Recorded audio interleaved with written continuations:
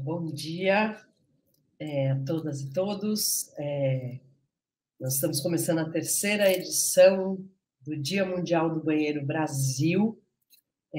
Nessa edição de 2022, nós temos uma programação de alta qualidade começando hoje.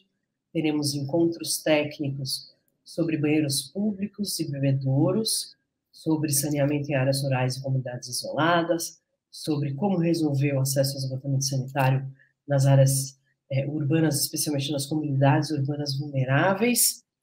E no dia 18, a gente tem uma programação pela manhã para discutir perspectivas para o saneamento, considerando o novo governo federal de frente ampla.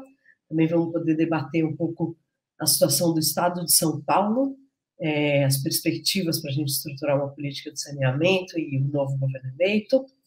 E na parte da tarde, a gente tem o lançamento oficial de uma coisa muito legal que acontece na edição desse ano, que é a concretização da Rede Saneamento Tem Solução, que é uma articulação que começa no Dia Mundial do Banheiro do ano passado, veio se estruturando ao longo desse ano, e nessa edição a gente lança a rede, que já é a promotora dos encontros técnicos que vão acontecer hoje e amanhã. E aí, para celebrar e contar um pouquinho mais sobre essa iniciativa tão especial que está nascendo, nós vamos passar um vídeo explicando um pouquinho mais o que é a Rede Saneamento Tem Solução, e depois eu volto para chamar o pessoal da mesa de bebedouros e banheiros públicos.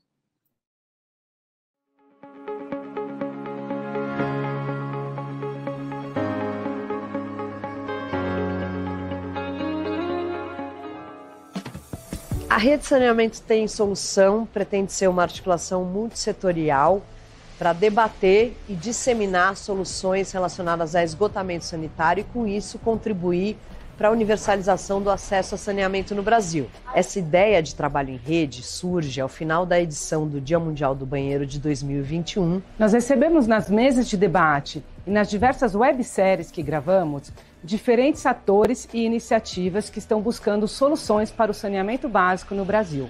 E percebemos que essas soluções precisavam ser mais conhecidas, debatidas. A gente precisava pensar em como dar escala, até para poder influenciar a formulação de políticas públicas para o setor. A rede surgiu com o intuito de promover debates, além de organizar, sistematizar e difundir as soluções adaptadas aos diferentes territórios. Para dar um suporte institucional, nós nos unimos em torno de um grupo coordenador, atualmente formado pela Fundação Avina, Fundação TID Setúbal, Instituto Água e Saneamento e Instituto Iguá.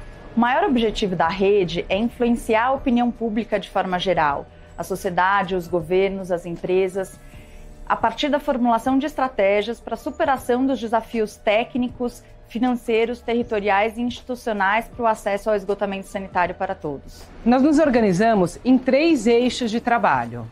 Um deles está olhando especificamente para as áreas rurais, um segundo olhando para as áreas urbanas vulneráveis e um terceiro respondendo aos desafios dos banheiros públicos e bebedouros nas grandes cidades. E agora, com muita satisfação, lançamos a rede Saneamento Tem Solução, que está aberta a novas adesões. E aqui fica nosso convite para você conhecer mais a iniciativa e se juntar à nossa rede. Afinal, saneamento tem solução.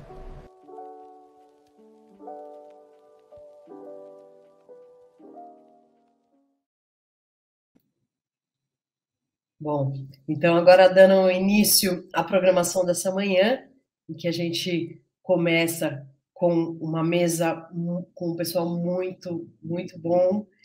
Vamos trabalhar sobre banheiros e bebedouros públicos, e eu gostaria de convidar a Fernanda Deister, que é uma grande parceira e atuante na rede Saneamento Tem Solução. A Fernanda é doutoranda na UFMG, é integrante do Ondas, e a Fernanda vai fazer a mediação dessa mesa. Fernanda, bom dia.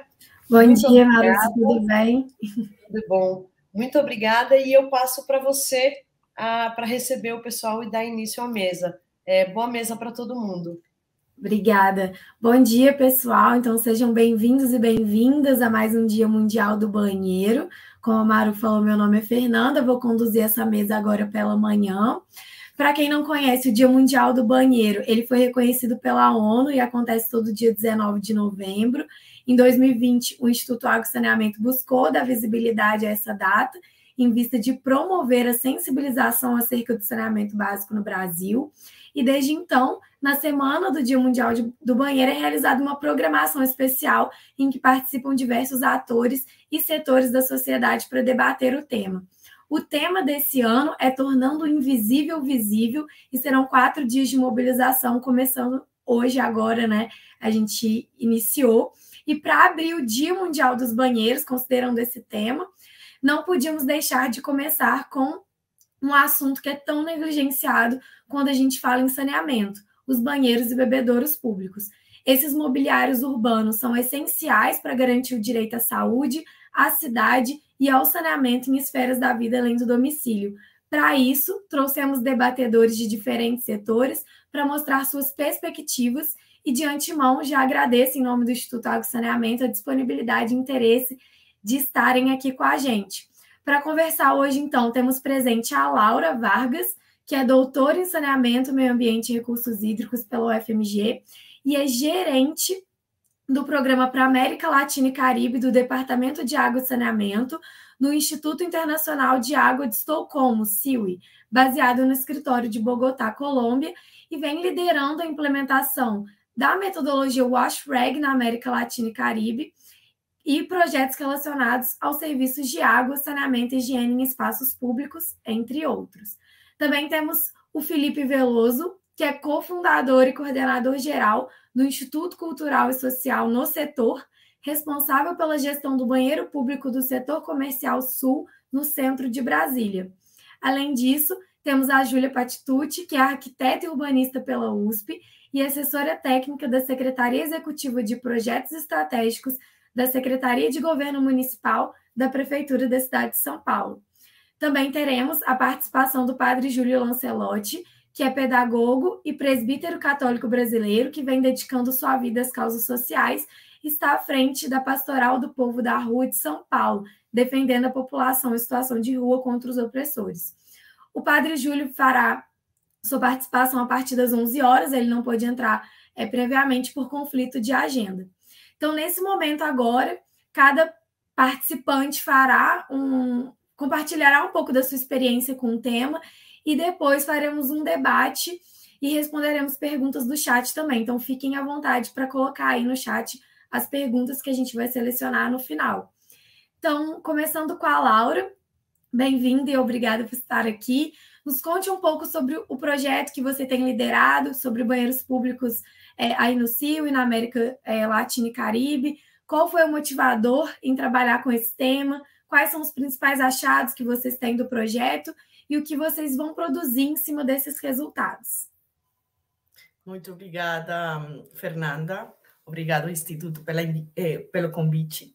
E é grato para nós, para o Instituto Internacional de Água de Estocolmo, estar falando de uma temática que realmente é importante nesse momento nas cidades, né? Especificamente, CIWI, junto com o Banco Interamericano de Desenvolvimento, o BID, e o apoio do Fundo Aquafund, nós estamos trabalhando, desenvolvendo um estudo denominado Saneamento em Espaços Públicos, e o estudo busca avaliar a prestação do serviço de banheiros em espaços públicos, ou seja, saneamento além do domicílio, especificamente nas áreas urbanas da região da América Latina. E a partir dessa avaliação, estabelecer ações concretas para adequada implementação, gestão, operação e manutenção dos banheiros no espaço público. Especificamente, o estudo está sendo desenvolvido em 2 cidades, San José, na Costa Rica, e em Barranquilla, aqui na Colômbia. Foi feita uma pesquisa também em Edimburgo, no Reino Unido, com o objetivo de ter um referente fora da região, né? Além da América Latina, e também temos estabelecido algumas boas práticas em diferentes países a nível global. A motivação para iniciar esse estudo se enquadra no interesse de levar à prática a realização dos direitos humanos à água e ao saneamento, além do domicílio, e principalmente com um olhar especial aos mais vulneráveis. Tanto o VIDE como o SIWI vêm trabalhando em procurar os mecanismos ou ferramentas para apoiar os governos na realização desses direitos. Agora, ao respeito aos principais achados, vale a pena mencionar que a análise tem se baseado no relatório, nos critérios normativos estabelecidos no marco dos direitos humanos à água e ao saneamento, de disponibilidade e acessibilidade física, acessibilidade financeira, qualidade, segurança e aceitabilidade, privacidade e dignidade. E, por outro lado, temos analisado as relações entre os distintos atores envolvidos com a prestação desse serviço, considerando o marco de rendição de contas e a não discriminação e a sustentabilidade da prestação desse serviço. Temos identificado principalmente uma falta de atenção, ou a falta de atenção que até agora esta temática teve por parte dos governos, portanto, pouca disponibilidade de banheiros realmente acessíveis no espaço público para os cidadãos e ainda mais para os grupos de população que, pelas suas características, têm demandas particulares. Temos considerado entre a população vulnerável os moradores de rua, os migrantes, a comunidade transgênero, os idosos, pessoas com algum tipo de invalidez ou deficiências, entre outros. A gente também está olhando o cidadão comum, além disso, os turistas, todo o pessoal que precisa desse serviço no espaço público. Outra coisa que a gente tem identificado são os roles o papel ou as responsabilidades na prestação do serviço não estão claramente estabelecidos. Tem sido muito difícil identificar e conseguir o apoio de alguém ao interior dos governos e das prefeituras, ou seja, identificar especificamente quais das secretarias são as que estão envolvidas na prestação desse serviço. Por quê? Porque o tema de planejamento urbano está espalhado e diferentes atores têm diferentes responsabilidades. Isso faz muito difícil a articulação e o desenvolvimento de projetos como esse aqui que a gente está falando.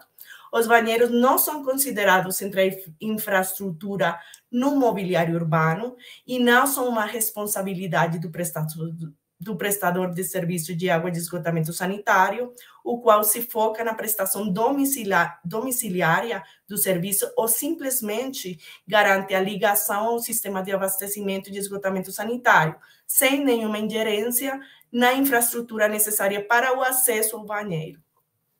Além disso, quando se fala de banheiros no espaço público, as pessoas fazem referência principalmente a banheiros químicos e os banheiros dos shoppings. As pessoas não têm essa noção da necessidade, de fato, né? As demandas dos grupos vulneráveis não são consideradas ou simplesmente não são reconhecidas pelos prestadores do serviço. E, nesse sentido, por exemplo, não existem normas que estabeleçam um maior número de banheiros, por exemplo, para mulheres em comparação de banheiros para homens, já que temos necessidades diferentes. Ou também encontramos que, às vezes, a tarifa de ingresso aos banheiros é maior para as mulheres que para os homens, justificada na maior demanda de papel sanitário ou do consumo de água. A gente também implementou um mapeamento nas duas cidades e identificamos que são poucos ou não existem banheiros em espaços abertos ou independentes de prédios destinados para uma atividade específica. Entre esses existentes, nos que se acharia que qualquer um poderia usar, estaria nos dos parques e os dos mercados centrais. Que mais posso falar aqui? E são esses especificamente de parques e de mercados centrais, são usados pelos taxistas ou os condutores do serviço de transporte público ou os dos mercados centrais usados por os moradores de rua quando eles não são discriminados para seu uso.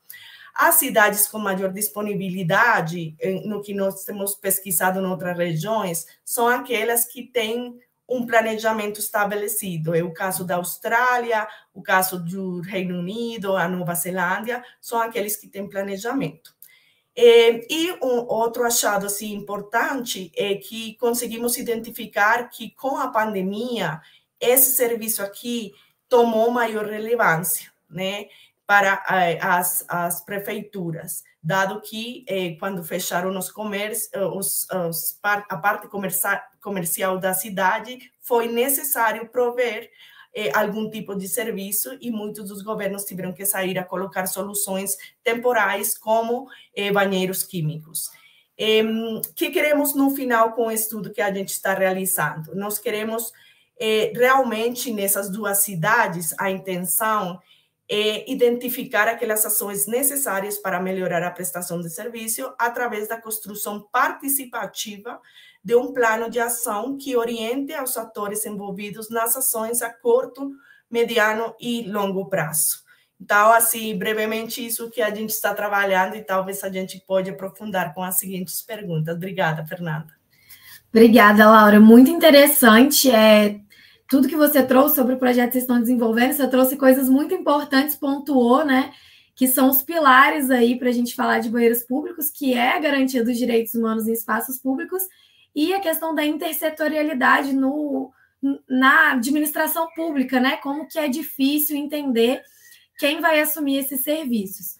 Então, a gente vai trazer a experiência agora do Felipe, que ele tem experiência lá com o Instituto No Setor, né? Que eles construíram um banheiro público em Brasília para a população. E aí, Felipe, conta para a gente como que funciona esse banheiro, por que vocês decidiram construir e como que vocês operam esse serviço, como que ele é mantido. Opa, bom dia, obrigado aí pelo convite. Então é isso, me chamo Felipe, sou pernambucano, mas moro aqui em Brasília há 12 anos. E vou contar um pouquinho da história do Instituto que a gente chega no banheiro em algum momento, mas basicamente 5, 6 anos atrás a gente começou a ocupar o centro aqui de Brasília, que chama Setor Comercial Sul, que é uma região que foi abandonada pelo poder público e pelas pessoas de forma geral. Então é uma região central com muitos escritórios, as pessoas vinham para cá durante o dia, à noite e ao final de semana tinha um esvaziamento aqui dessa região, ficando basicamente só a população de rua ali. E a gente entendeu que, por ser uma zona central, acessível, e por haver uma carência aqui de eventos culturais, que seria interessante começar a produzir eventos às noites e aos finais de semana nesse espaço e assim trazer pessoas para o centro nesses horários e trazer mais segurança, trazer mais movimentação, enfim, trazer as pessoas para esse espaço para se reencantarem pelo centro ali de Brasília. E aí, conforme a gente foi fazendo isso, são eventos sempre em espaços públicos, então a gente sempre precisou ter contato com as pessoas em situação de rua. Assim, tem muita gente que está lá no Setor Comercial Sul, ignora realmente essa população, a gente não conseguiu ignorar, enfim, não foi parte do nosso caminho. A gente, assim que começou a fazer a atuação ali, a gente começou a ter contato com a Pop Rua. Então, inicialmente, a gente falava, vamos fazer uma festa aqui, será que você consegue dormir essa noite nesse cantinho, nesse outro canto aqui? Você quer chegar na festa junto também? Quer participar? Quer brincar? Ou quer trabalhar aqui? Enfim, a gente já foi abrindo oportunidades nesse sentido. E em pouco tempo a gente começou a fazer o futebol também, um futebol golzinho na rua lá, com essa população. Então, nesse processo aí, a gente foi criando e fortalecendo vínculos com a população de rua, criando uma amizade mesmo, né? As pessoas da rua nos reconheciam como essas pessoas que estavam produzindo eventos e também que jogavam futebol, então era uma relação bem, bem leve. E aí a gente ficou mais ou menos nisso por 3 anos. Nosso principal evento aqui é o Carnaval, e nesse Carnaval a gente consegue contratar bastante gente da rua. E aí veio a pandemia. E aí, quando veio a pandemia, a gente sentiu no dever ali de dar apoio, porque, enfim, tinha mais ou menos 200 pessoas em situação de rua na época lá, com a pandemia foi para 500. E é isso, metade dessa população a gente já tinha vínculos, já tinha uma amizade, a gente foi para a rua lá entender o que estava acontecendo, né? Então, conforme foi surgindo demandas da rua, a gente foi tentando articular com o poder público, então de alimentação, de acesso à água, de higiene básica e tudo mais. E assim, o banheiro não tinha uma opção de banheiro, então a gente também no primeiro momento colocou um banheiro químico lá, mas começou a brigar por um banheiro que estava já desativado há 15, 20 anos ali no setor comercial sul, porque não tinha ninguém que gerisse esse espaço, estava um lugar totalmente sucateado. Então, no comecinho da pandemia, a gente juntou um grupo onde tinham 2 empresárias, a Nick e a Lígia, o Barba, que é um agente social aqui de Brasília, ex-morador de rua, a Ilka, que é a administradora do plano piloto, como se fosse a prefeita, né, da região aqui, e a gente do Instituto No Setor para viabilizar o banheiro. Então, as empresárias entraram com recursos para viabilizar a reforma do banheiro, foi uma reforma de R$50 mil. A administração entrou com a parceria no sentido do... aqui em Brasília tem um mecanismo que chama Adote uma Praça, então a gente adotou o banheiro, onde a prefeitura, a administração nos cede o espaço e nos dá água e energia elétrica, e a gente entrou com a manutenção do banheiro. Então, para a gente fazer isso acontecer, mais ou menos, a gente contratou 3 pessoas em situação de rua para fazer essa gestão, era da rua para rua, a gente entendeu que era quem mais poderia dar conta mesmo desse desafio, né? E é isso, tem 2 anos já que continua sendo mantido pela própria população em situação de rua. Alguns já saíram dessa situação a partir disso, mas outros não, tem umas vagas rotativas ali também. Mas hoje o banheiro, ele basicamente oferece 100 banhos por dia, né? E para a gente fazer esse cuidado, para a gente entender como funcionar, como atravessar os desafios, desentendimentos, a gente costuma fazer assembleias e conversas com a rua para entender combinados e reforçar um bom uso ali. Mas você vê que é um banheiro que é mais limpo que de muitas casas. O banheiro parece que foi feito ontem, ele está zerado, está maravilhoso. Hoje a gente faz a gestão dele, né, a gestão administrativa, a conservação e limpeza desse espaço, que é feito pela própria Pop Rua, a manutenção também é a Pop Rua que faz, e a gente também levanta materiais de limpeza para manter ele, e também materiais de higiene. Então, sempre que a gente tem, sempre que a gente pode, a gente está distribuindo vários materiais de higiene para pessoas em situação de vulnerabilidade. Lá dentro também tem um bebedouro, né, um filtro de água. E é isso, a gente atende a Pop Rua bastante, trabalhadores informais que estão ali, né, então os ambulantes, de forma geral. Quem está na rua trabalhando, então é Uber, taxista, é o pessoal da SLU, enfim, e passantes trabalhadores de forma geral ali do centro. E o nosso desafio principal é levantar recurso, né? A gente poderia estar conseguindo levantar 4, 5 vezes mais de recurso do que a gente tem, que poderia permitir que a gente ficasse aberto por mais tempo, contratar mais pessoas, enfim, dar melhores condições para o banheiro. Mas hoje a gente tem essa dificuldade de financiamento e ele é financiado por nós mesmos e pela população e pela sociedade civil. Então a gente tem uma plataforma de doação que hoje dá 1/5 do que a gente precisa, mais ou menos, às vezes metade, dependendo do mês, do que a gente precisa, e todo mês a gente faz um aporte a partir do que é gerado através da cultura. Então, hoje ele não é sustentável, assim, não está redondinho a forma de financiamento, todo mês realmente a gente precisa fazer aportes para viabilizar, mas a gente entende que é muito importante, faz a diferença demais ali naquele espaço, e fez toda a diferença na pandemia ali, né, no momento que higiene básica e acesso à água eram necessidades críticas, né, para quem estava em situação de vulnerabilidade. Então é isso, a gente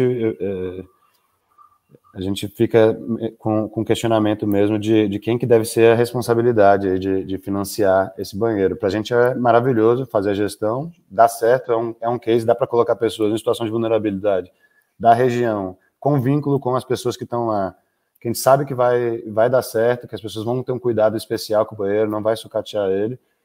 É uma experiência maravilhosa para a gente tá aprendendo e gerindo o banheiro, mas essa questão do financiamento poderia ter um mecanismo mais maduro aí, né, de investimento, e a gente está nessa caminhada tentando entender quem que pode nos ajudar.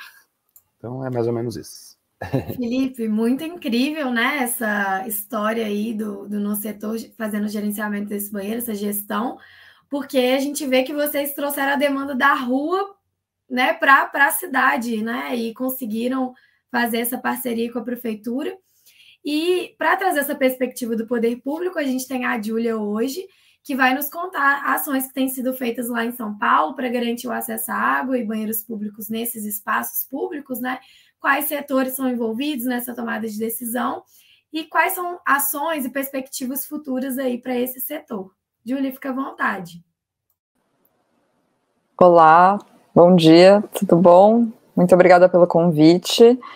Como a Fernanda me apresentou, então eu sou arquiteta urbanista, mas eu trabalho com população em situação de rua desde 2018, na coordenação de políticas para a população em situação de rua na Secretaria de Direitos Humanos da Prefeitura. Agora eu estou na Secretaria de Governo, mas sigo trabalhando com o tema da população em situação de rua, mas a ideia da minha fala não é só focar em população em situação de rua, é justamente um pouco o que o Felipe e Fernanda falaram, que é como essa demanda urgente abre caminhos para pensar no acesso a banheiros para as pessoas como um todo, né? Para todo mundo, e não só para a população em situação de rua. Então, eu vou compartilhar minha tela.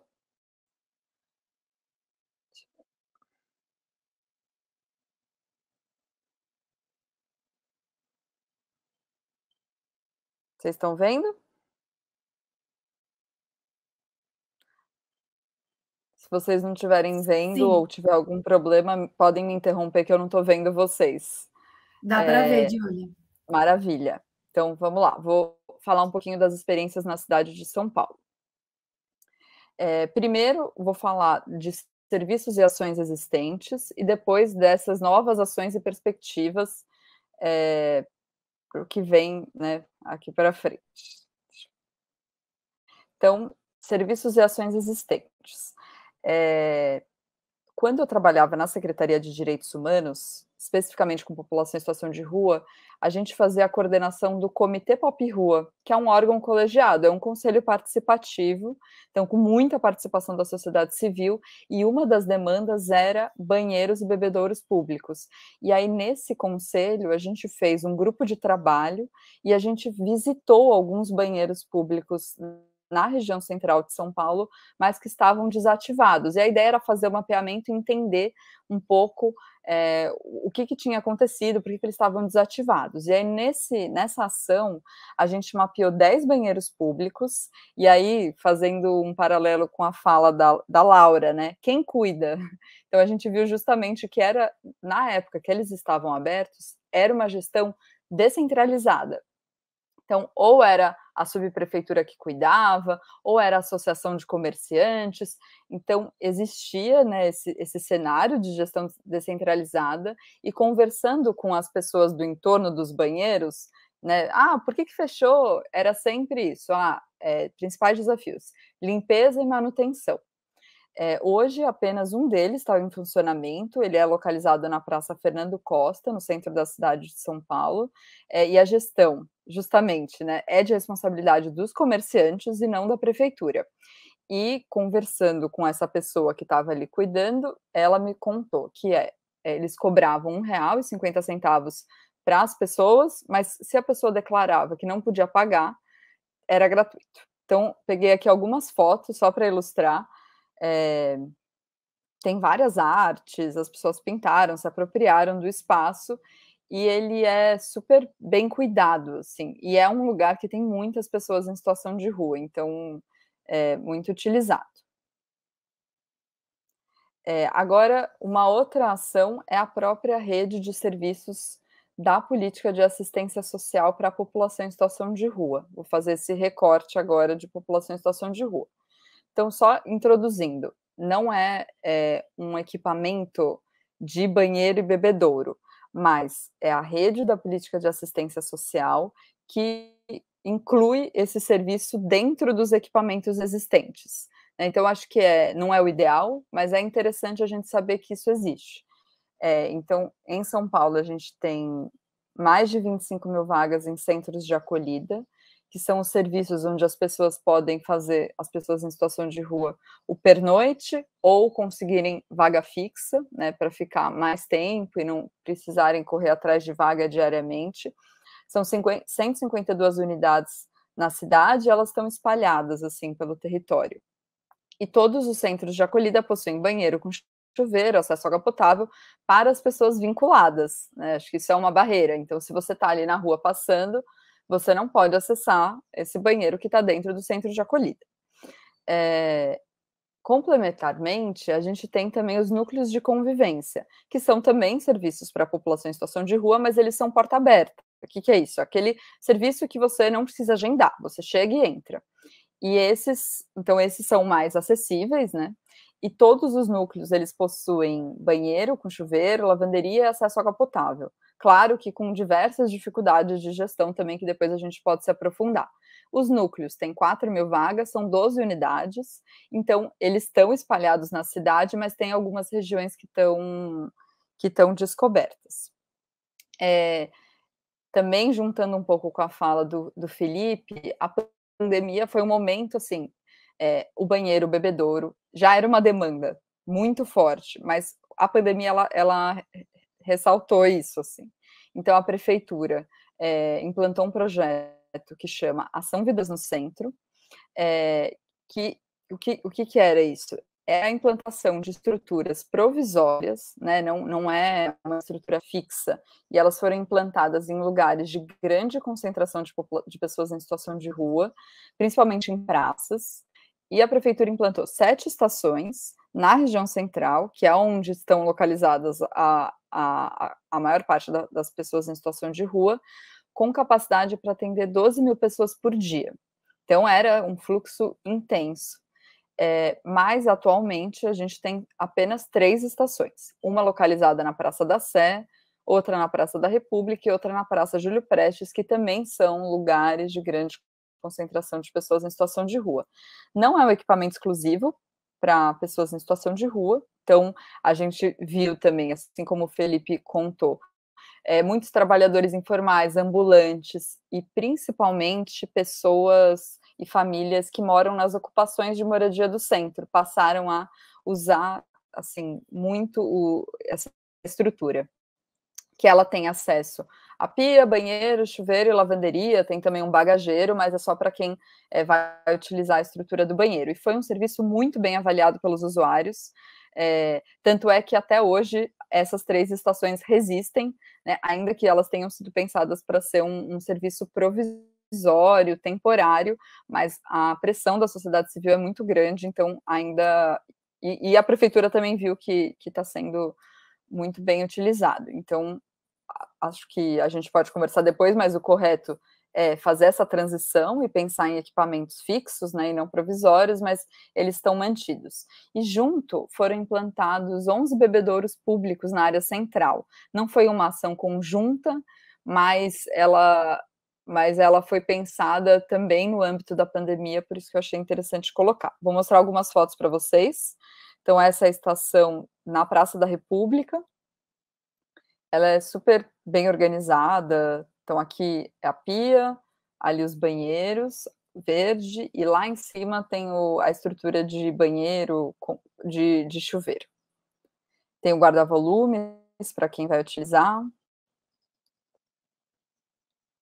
E aqui eu peguei uma ilustração para vocês verem o bebedouro, que está bem aqui no centro da imagem, tem uma pessoa utilizando, e foi bem interessante ver que a gente colocou essas pias, e as pessoas utilizam para muitas coisas, para beber água, para escovar o dente, para lavar roupa, para se refrescar, e com filas, então mostrou que é uma demanda grande.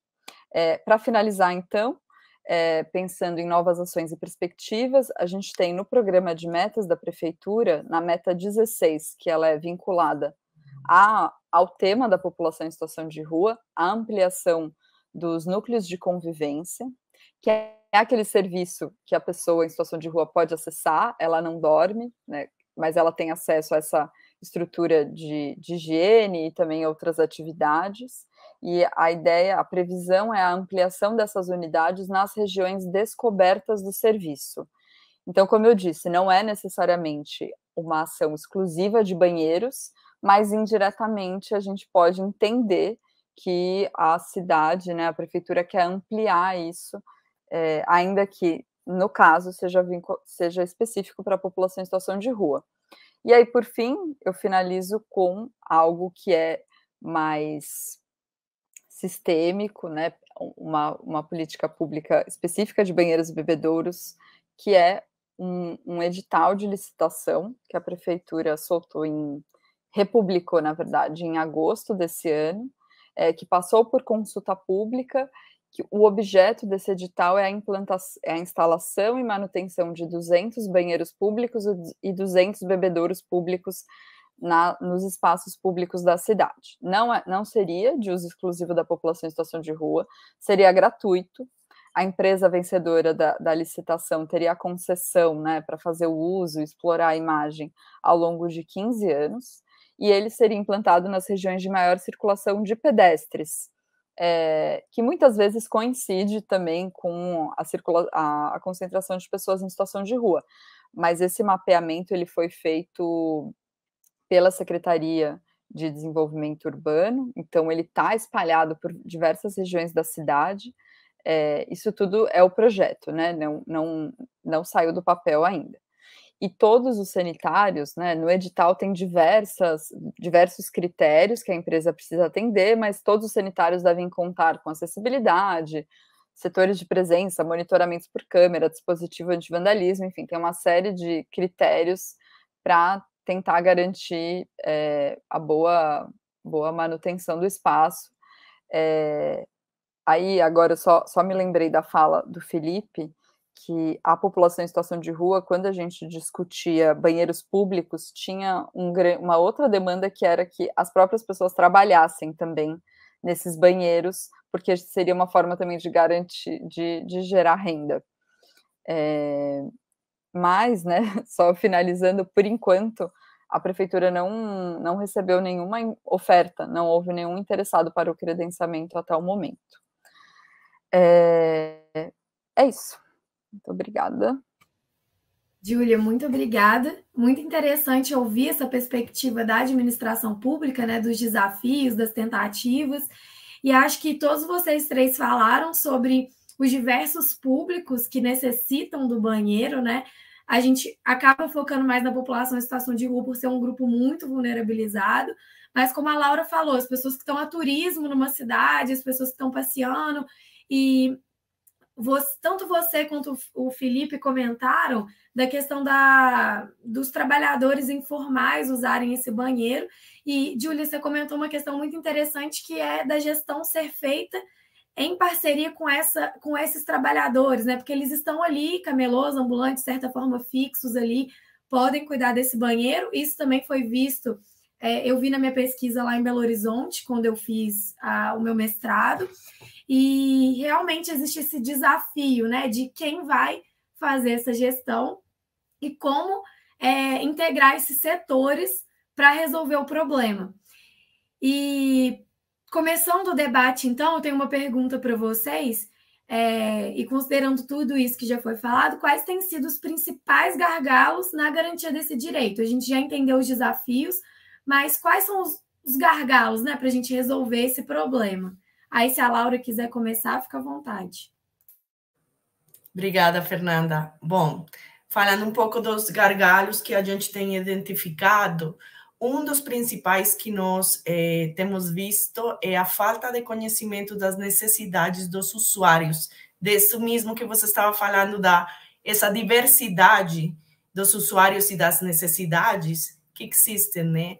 Então, além disso, do impacto da falta deste serviço na saúde pública, mas também nos benefícios para o aproveitamento do espaço público. Então, muitas das pessoas deixam de aproveitar o espaço público porque têm necessidades particulares que sabem que não vão encontrar, né? Então, aí temos os idosos, por exemplo. A gente lá em Costa Rica, em São José, a gente está trabalhando com o apoio de uma fundação que representa os idosos. E eles fizeram um questionário perguntando justamente quais serão essas necessidades, e a gente identificou que muitos deles deixam de sair e aproveitar o espaço público porque têm problemas invalidez ou problemas de incontinência, enfim, uma série de doenças que a gente não reconhece, né, e que tem que ser levada em conta no momento de identificar os locais onde tem que ter os banheiros públicos, né? Era um pouco também o que falava a Júlia, de esses locais específicos na cidade, onde tem os pedestres, né? Onde você sabe que aqui está a população de rua, onde você sabe, assim, começar a identificar isso, tem que ter a participação da população e dos usuários para a gente entender quais são as necessidades e conseguir identificar soluções acordes a essas necessidades, né? Então, esse é um ponto que nós achamos que é um gargalo, né? Além disso, a ausência de planejamento e de responsabilidades específicas e claras. No caso de planejamento urbano, se menciona as necessidades de garantir os serviços públicos, mas não é específico respeito a infraestrutura para realmente garantir esse acesso, né?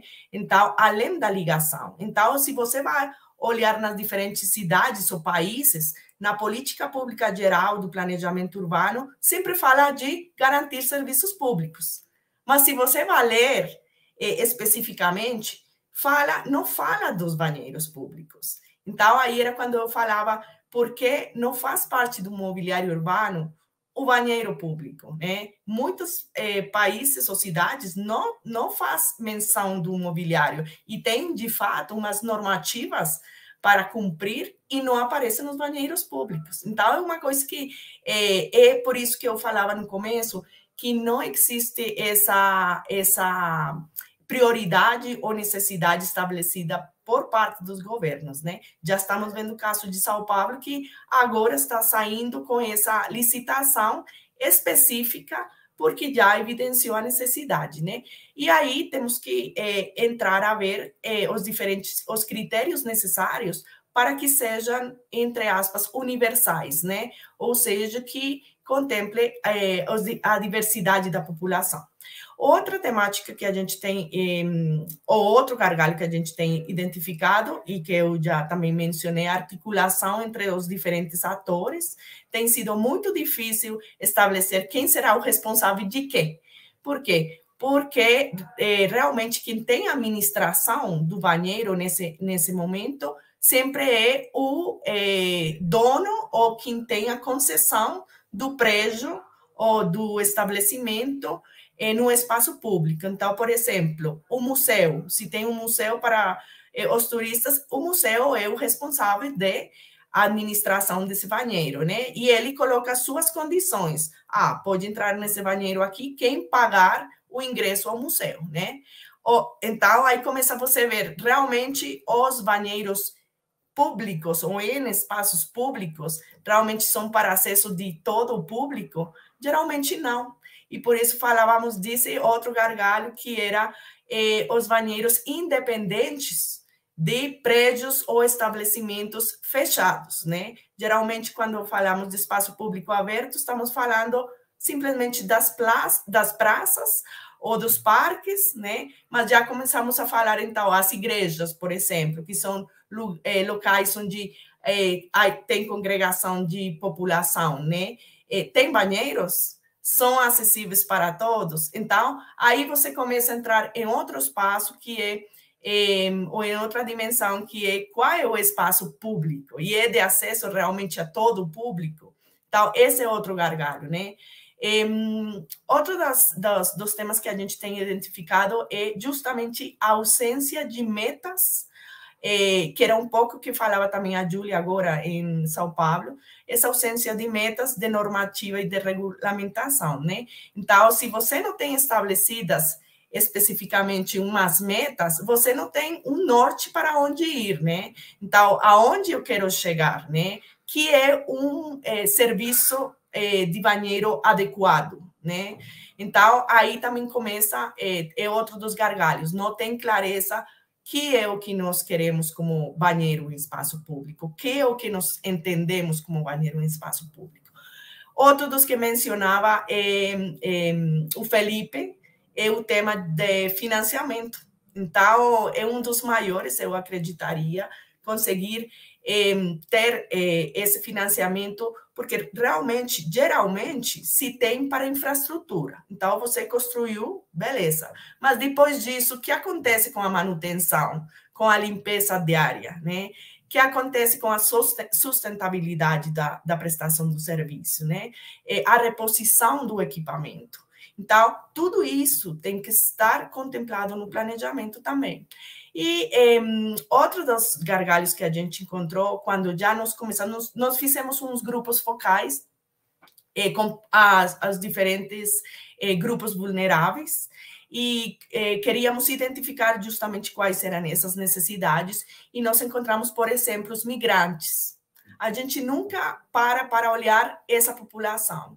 E no momento que a gente está vivendo de uma grande movimentação de população entre os países por os conflitos que temos ao interior dos países na América Latina, a gente falava com os migrantes, nesse caso aqui da Venezuela, que vem para a Colômbia, e eles falavam da necessidade de banheiros com chuveiro nos locais de transporte público intermunicipal, né? A gente não para refletir nisso, né? E essas necessidades que eles têm porque estão passando por dificuldades e chegam nas cidades novas onde não tem onde morar e demais. Então, como esse serviço poderia ajudar nessa movimentação da população entre cidades, né? Isso foi uma coisa que causou, assim, foi um achado, né?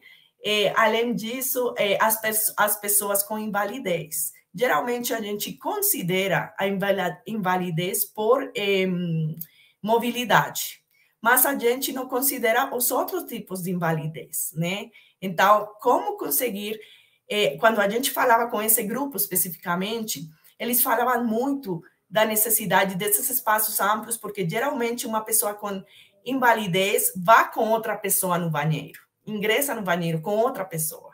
Então, isso é uma coisa. Outra que eles mencionavam era a falta de materiais adequados nos banheiros. Para eles é muito perigoso um banheiro molhado.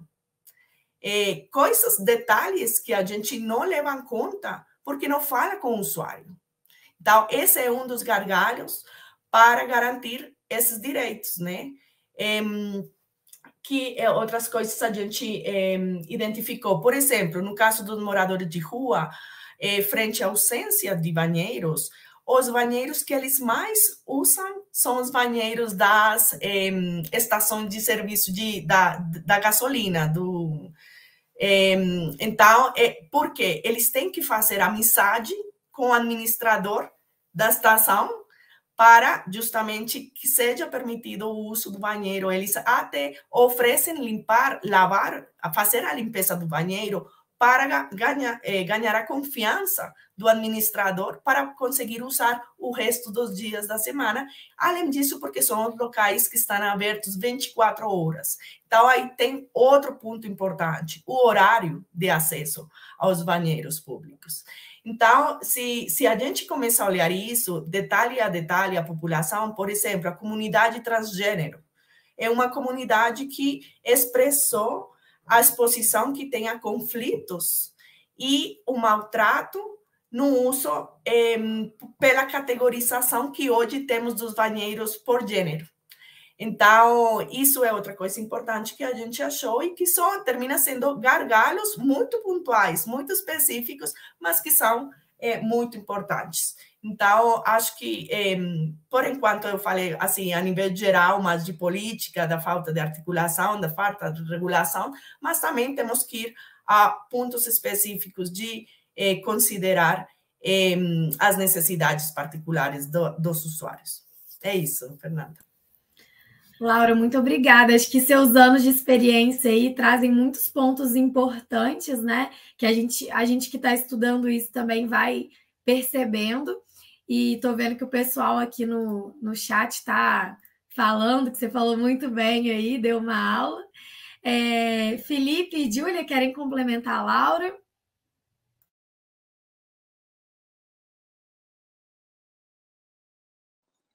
Quer falar, Felipe? Seguir a ordem ou quer que eu... Pô, complementar o quê? Já foi... Verdade. Mas pode falar, pode... Tá bom, vou falar algumas coisas, então, que eu pensei para complementar. É isso, eu acho que muito de acordo, assim, com o que a Laura falou. A gente tem uma ausência de regulamentação na cidade de São Paulo que obriga a municipalidade a implantar banheiros. Na verdade, não é uma ausência completa. A gente tem uma lei de 2013, mas eu até preciso entender melhor por quê, mas ela diz que o poder público municipal precisa implantar banheiros nas áreas centrais periféricas do município. E aí ele faz esse recorte nas periferias. Acho que sim, com certeza, mas fica uma dúvida por que não... nas áreas, nas centralidades do território inteiro, né? Então a gente tem essa lei. A gente tem uma outra lei de 2019, que ela é específica para a população em situação de rua, que é a 17.252 de 2019, que ela diz também que a prefeitura deve implantar banheiros públicos nas centralidades e nas regiões de grande concentração de população em situação de rua. Ou seja, quando a gente escreveu, a gente pensou que não seria um equipamento só para a população em situação de rua. Mas a lei, ela é abrangente, então acho que ainda falta um passo, que é fazer o decreto, que é onde a gente vai colocar quem vai cuidar, da onde o dinheiro vai sair, para a questão sair do mundo, né, das ideias e entrar para uma ação mais concreta. E eu acho que o principal gargalo é quem cuida. Eu acho que é isso, porque serviços, né, públicos, eles precisam ser bem geridos, principalmente banheiros, né, e bebedouros. Então, eu acho que isso precisa ser algo muito bem ajustado para que seja um serviço de excelência, né, e porque os cidadãos da cidade e turistas e população em situação de rua e ambulantes merecem, e é um direito, na verdade, né, de ter acesso a esse serviço de excelência. Então, quem é que cuida? A subprefeitura? É direitos humanos? É assistência social? É desenvolvimento urbano? Então, pelo menos assim, na cidade de São Paulo, o desenho que a gente está caminhando é para a terceirização dessa gestão, né, já que há um entendimento de que seria difícil fazer essa gestão pela administração direta. Esse instrumento que eu apresentei para vocês, esse edital de licitação, ele terceiriza, né, e claro, a empresa tem que cumprir todas as exigências da prefeitura. Eu acho que é uma forma de contornar um pouco esse desafio e essas dificuldades que foram enfrentadas para fazer a gestão daqueles 10 banheiros que eu apresentei, que era uma gestão descentralizada. Então, mas como eu disse, por enquanto nenhuma empresa se interessou. Acho que é outro desafio, né? Como a gente faz com que as empresas se interessem em fazer a gestão desse serviço que é complexo, né? E ele pode virar pontos de violência, né? Então, eu acho que precisa ter toda uma atenção especial para isso. E finalizando, eu acho que depois de vencer todas essas barreiras da regulamentação, da definição da gestão, financiamento, tem essa especificidade que a Laura comentou, né? Então, pelo menos da população em situação de rua, banheiros 24 horas. Pelo, né, que mais? A gente até lá no Comitê Pop Rua, que era esse órgão, a gente falava que poderiam ter banheiros com sanitários e pias, mas para a população em situação de rua seria interessante ter um banheiro que a gente chamava de banheiro completo, que era ter um bagageiro para enquanto a pessoa toma banho, ter o chuveiro, ter lavanderia. Então, a gente acabou desenhando um pouco de uma forma participativa, que foi bem interessante, o que teriam, qual seria o programa desses 2 banheiros, o mais simples e esse banheiro completo. Acho que ideias não faltam, né? Então, Felipe. Bom, a nossa experiência aqui com gestão, a gente aprendeu algumas coisas e está conseguindo oferecer um banheiro com excelência. Realmente, tendo mais recursos, daria para ser 24 horas. Ele não é excelente porque ele não fica aberto 24 horas, né? Mas o que eu pensei aqui, ouvindo vocês, é de uma preocupação de que não é o município único responsável, não deveria ser o município único responsável pela manutenção desses bebedouros e banheiros públicos, né? A gente tem as empresas operadoras de serviço de água e saneamento básico por todos os cantos aí, e que eles poderiam assumir de forma expressiva a gestão desses banheiros. Assim, você pega que a área central de Brasília só tem o banheiro que a gente está gerindo. Tem um na rodoviária, mas, enfim, é daquele jeito. Acho que descentralizar as responsabilidades pode ser uma estratégia. Enfim, cada banheiro a mais que possa vir a ter já seria muito bem-vindo. Então é isso, essa ideia de que talvez essas empresas de saneamento e água aí poderiam assumir, mesmo que contem com algum tipo de apoio, parceria e tudo mais, mas talvez pudesse ser uma responsabilidade maior desse grupo. De toda maneira, é isso. Eu estou muito nesse desafio do investimento. Acho que, para mim, é o gargalo. Não está bem amarrado isso. Aqui em Brasília, pelo modelo de contrato que eu tenho com a prefeitura, eu não posso cobrar 50 centavos, R$1 na entrada, qualquer coisa do tipo, porque esse Adote uma Praça não permite esse tipo de modelo. Então, é isso. A gente fica um pouco dependente aí de políticas públicas, de ideias... fica dependente aí de terceiros. Sim, pessoal, obrigada aí por compartilhar. Algumas coisas que vocês falaram foram me lembrando, assim, da experiência, né, da minha pesquisa. E uma das coisas que a Júlia falou que é a dificuldade de manter o banheiro, né? Quem quer cuidar, né? Até porque ela falou, até agora ninguém se candidatou, nenhuma empresa se candidatou aí para essa licitação de São Paulo. Então, existe uma dificuldade muito grande, independente de a gente falar assim, vocês podem explorar de forma publicitária o banheiro, e nem assim há esse interesse, né? E isso me lembrou uma fala de um gestor da prefeitura de Belo Horizonte que eu entrevistei, que ele falava que era como enxugar gelo, né? Cuidar do banheiro. Porque a gente limpa, suja, e acaba que nas gestões públicas, né? Acho que, como a Júlia falou, não tem um dono, né, para o serviço. Então, é uma fala também que eu ouvi que não tem pai nem mãe o banheiro público, né? Ele fica... do direito humano, da assistência social, da política urbana, do saneamento, né? Essa é a principal questão, do saneamento, porque é um direito ao saneamento que todas as pessoas têm nos espaços, deveriam ter, né, nos espaços públicos, mas acabam não tendo, porque há essa dificuldade, não tem uma regulação, não tem uma diretriz, então também falta planejamento e política pública, como a Laura comentou.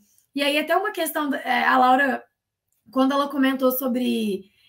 quando falamos da política urbana e dos mobiliários urbanos, né, se há específico, até onde eu entendo, né, no Estatuto da Cidade fala que é responsabilidade do município, então, os mobiliários urbanos para demanda da população, de acordo com a característica daquela população, mas ele não especifica quais seriam esses mobiliários. Então, fica a cargo do próprio município decidir ali qual que é o mobiliário urbano que ele deve fazer a provisão para a população. Então, em Belo Horizonte também teve a questão de que teve abaixo-assinado para levar para a prefeitura. Olha, a gente quer um banheiro aqui na área turística, que era Pampulha, e aí foram os ambulantes, a população que frequenta o local, e conseguiram fazer essa parceria para fazer a gestão do banheiro público lá em Belo Horizonte. Então, existem, né, possibilidades, mas acho que, como titular do serviço público, né, a prefeitura tem a responsabilidade de tomar a decisão, de planejar e de decidir como vai ser feito, independente de, eu vou terceirizar ou não vou eu mesmo vou cuidar ou vou passar na concessão para a empresa de saneamento, seja pública ou privada. Então, acho que tem muito debate, né? E o do financiamento que o Felipe falou, acho que é um dos grandes aí, dificultadores de manter o serviço. Quem vai manter, quem vai pagar para isso acontecer? Isso está dentro do orçamento da prefeitura, não está? Vamos fazer a licitação? Acho que existem tantas dificuldades, né, que vocês foram pontuando, que acho que tem que fazer muito projeto, muita pesquisa ainda nessa área, que é uma parte que, como a gente falou lá no início, ainda é muito negligenciada pelo saneamento e também por outros setores. Alguém ainda quer fazer algum comentário sobre isso que a gente está falando? Daqui a pouco o Padre Júlio vai entrar aqui. Posso fazer todo mundo quer falar. Júlio. Não, pode falar, Laura, que foi a primeira a falar. Tá bom, então vou fazer um breve comentário. Eu acho que essa questão do financiamento. Aí eu dialogo muito com a Laura. Eu acho que é uma questão de priorizar no orçamento. Então, pelo menos na cidade de São Paulo, acho que tem o contexto de cada município, né, que é muito diferente, mas na cidade de São Paulo, é uma prefeitura que tem um orçamento muito grande, né? Então, se existir um olhar da gestão que priorize esse tema, incluir no orçamento do ano seguinte. Então, eu acho que é uma questão de sensibilizar o tema. É isso. E aí eu pego isso último que você falou, era o que eu ia falar. A palavra é sensibilizar. Uma coisa que eu tenho identificado, e eu falo desde meu olhar pessoal, quando eu peguei esse projeto, eu já trabalhava com direito humano, né? Água e saneamento. Aí, quando eu peguei esse projeto, para mim foi entender muitas coisas, que era um pouco o que falava alguém agora no chat, que falou, olha, eu não tinha reparado na importância que tem um banheiro. Por quê? Porque a gente é privilegiada, né? A gente, antes de sair de casa, fala, já foi todo mundo no banheiro. E a gente, quando eu comecei a trabalhar nesse projeto e a fazer as entrevistas com o pessoal do governo, eu falava, gente, é impressionante como não temos noção da necessidade. As próprias pessoas, depois da fala, começavam a olhar os banheiros de outro jeito. E eu tenho certeza das pessoas que hoje estão escutando a gente, muitas que nunca tinham reparado para essa temática aqui, vão sair à rua e vão pensar, gente, não tem banheiro. Se eu precisasse, que iria fazer? A gente tem a possibilidade de pagar em qualquer local por um café e ingressar ao banheiro, né? Acessar ao banheiro. Mas nem todo mundo tem essa possibilidade, né? O tema do papel higiênico, dos artículos de higiene pessoal, né? Que são necessários. Aí já entramos a falar também do tema da higiene menstrual, né, que é tão importante para as mulheres. Enfim, mas essa palavra que você falou era o que eu queria acrescentar. Eu acho que estamos ainda num processo muito inicial de sensibilização, né, de que as prefeituras reconheçam justamente, e falo prefeitura, governo local, qualquer que for o governo, identificar essas necessidades, e aí eu acho que também chegará o momento que o financiamento será como qualquer outro serviço, né? Você está financiando qualquer outro serviço do mobiliário urbano. Com que recursos? Serão os mesmos recursos para financiar os banheiros. A gente vai encontrar a solução no momento que a temática seja priorizada, né? E a gente encontrar os mecanismos justamente desses modelos de gestão, porque não é simples, né? Não é de fato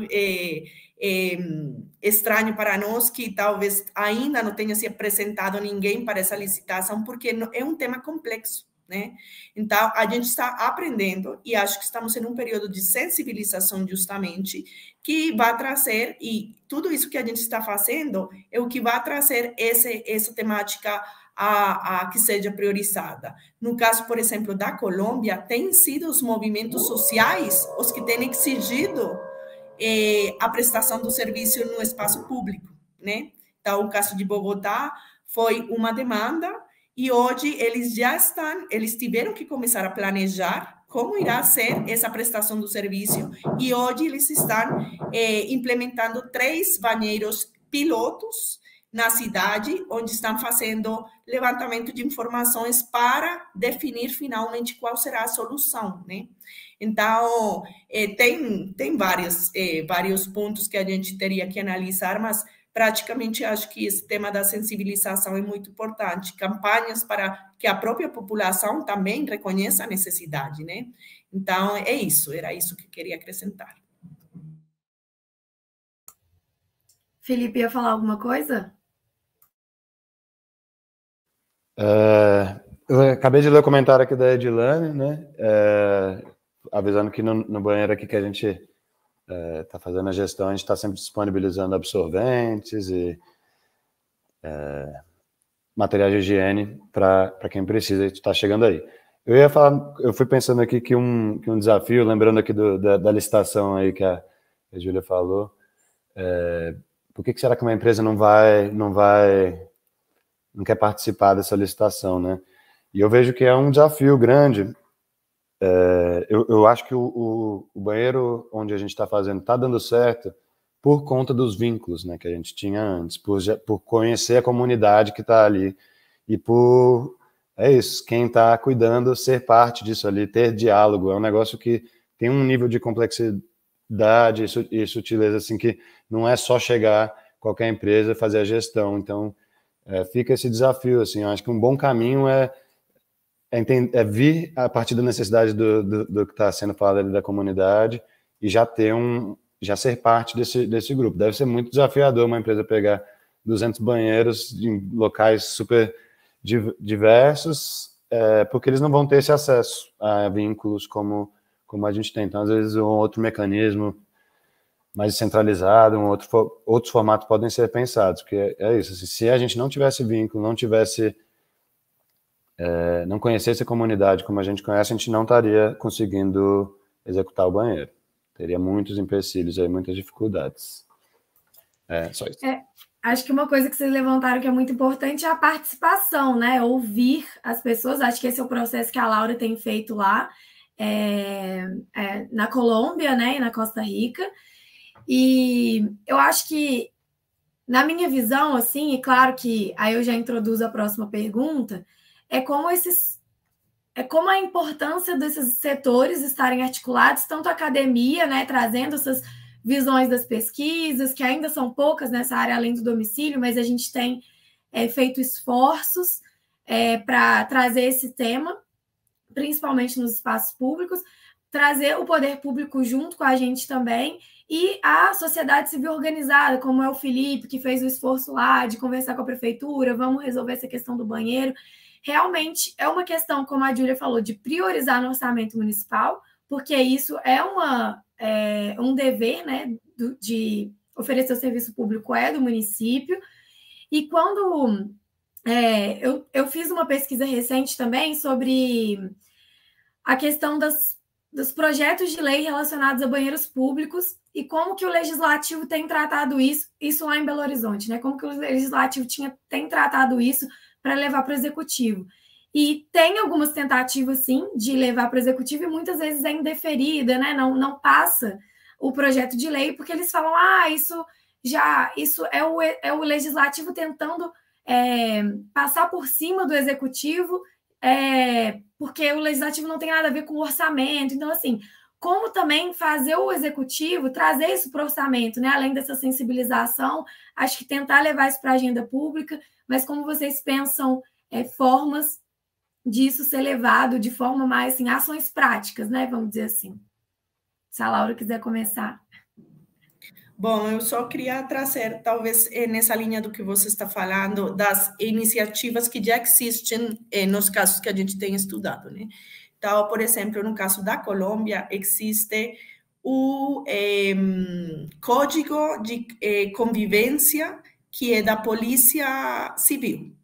E esse Código de Convivência traz já um artigo que especificamente menciona que as pessoas que façam defecação a céu aberto na cidade terão uma sanção. Aí vem o ponto, bom, até onde as políticas que estão sendo implementadas realmente podem ser implementadas, né?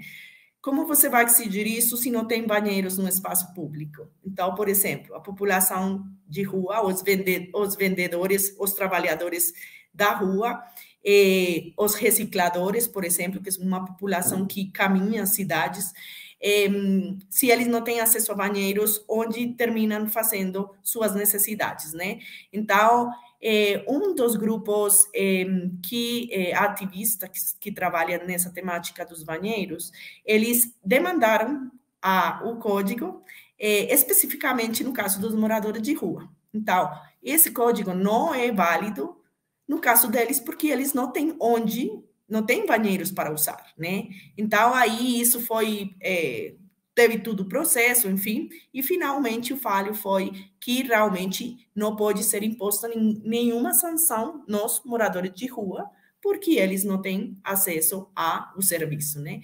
Então, a gente começa a ver como a necessidade de analisar essas políticas que a gente está gerando. Em outro dos países que a gente pesquisou, agora não lembro exatamente qual eles têm também, por lei, um artigo onde menciona que é proibido discriminar o acesso aos banheiros. Então, você começa a ver que podem aparecer esse tipo de propostas na política que ajudam a sensibilizar, mas também a entrar nesse processo de as pessoas conhecer que é uma necessidade, e isso gera a necessidade, né? Contar com esse tipo de políticas. Outra das medidas que têm sido implementadas, o que eu já falei, no caso de Bogotá foi uma demanda, e a prefeitura teve que se organizar e se articular entre eles.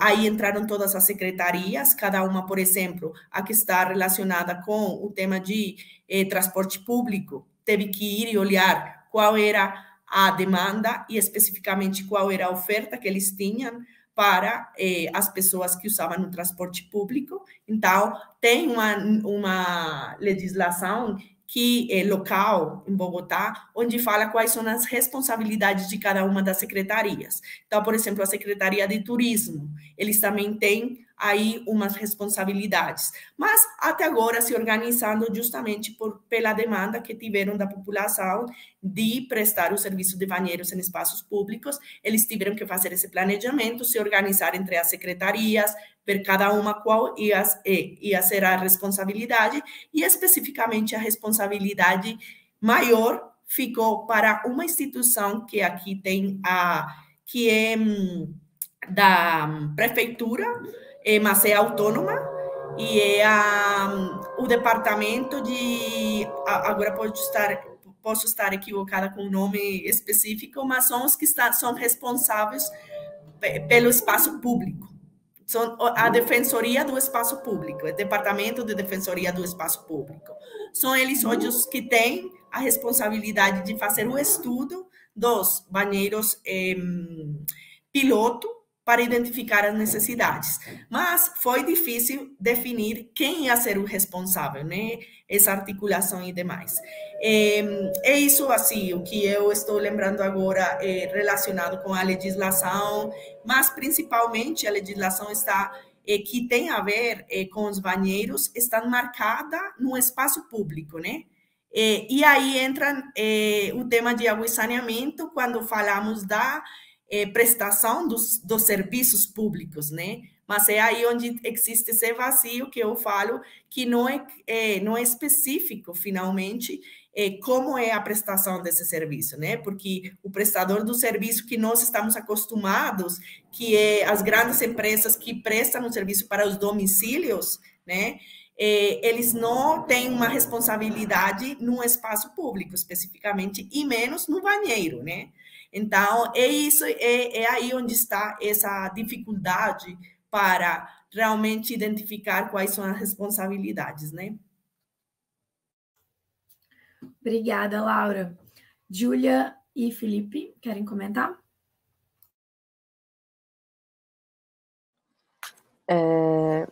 Bom, então, pensando um pouco no papel da academia, legislativo e sociedade civil, né, que é um pouco seu questionamento. Eu acho que as parcerias entre poder público e academia são sempre muito importantes. Acho que, pelo menos aqui em São Paulo, eu sinto falta disso. Acho que a gente tem maior potencial. Então, por exemplo, a academia, eu acho que poderia apoiar muito com projetos, né? Qual seria o projeto arquitetônico mesmo desses banheiros? Pensar, né, considerando os indicadores sociais, quais seriam as localidades, né, apoiar a prefeitura nesse processo de definição do desenho da política pública, e também um outro ponto que é super importante, que é muito difícil no poder público, mas que é muito necessário, é a forma de monitoramento e avaliação da política, né? Então, eu acho que a academia poderia tem esse potencial de apoiar o poder público, pensar nesse processo, o que a gente precisa acompanhar, como a gente vai avaliar, quais indicadores, acho que seria uma parceria importante, e junto com a sociedade civil, essa ação de sensibilização mesmo, assim, então, campanhas, porque é isso, eu acho que é a forma, é o tema ficar importante, sabe? E as pessoas começarem a falar, entender que a falta de banheiros é algo grave, né? E isso está na boca de todo mundo. Que mais? O legislativo representa a população, né? O povo, é a casa do povo que a gente fala em São Paulo. Então, eu acho que pode também apoiar nesse processo com propostas de projetos de lei específicos, pelo menos no caso da cidade de São Paulo, isso ainda é uma demanda, ainda é uma daquelas fragilidades que a gente falou no começo. A gente tem um projeto de lei de 2013, uma lei de 2013 e outra de 2019, mas de uma forma muito abrangente, né? Nenhuma lei olhou especificamente para esse tema e olhando para o território da cidade como um todo, e não só nas áreas periféricas, como eu falei, que é a lei de 2013. E acho que também uma outra ação mais para... Vocês estão me ouvindo? Sim? Sim, estamos. Eu achei que eu tinha travado. Mais pragmática também é o acompanhamento nas audiências públicas de orçamento, né? Então, tentar, na audiência pública de orçamento, temática e regional, pelo menos é esse formato que a gente tem no município de São Paulo, fazer com que esse tema esteja ali, né? Então, acho que são muitas frentes aí de ação. Beleza, Júlia. Muito obrigada. Agora eu vou dar as boas-vindas ao Padre Júlio, que chegou para debater com a gente sobre os banheiros e acesso à água, né, no espaço público. Agradecemos imensamente a sua participação e a disponibilidade de discutir esse assunto com a gente. Nós já falamos aqui sobre a importância do banheiro público para a cidade, para as pessoas que transitam nas ruas, a dificuldade de fazer a gestão desse banheiro, os gargalos para a provisão desses serviços, a questão da pandemia, né, que trouxe essa demanda com mais urgência, e também já apresentamos o senhor na abertura, mas fique à vontade de se apresentar e de nos contar um pouco sobre sua perspectiva sobre a questão do acesso à água e a banheiros pela população em situação de rua, quais são as demandas específicas desse público e como o senhor vê alternativas que funcionem para eles.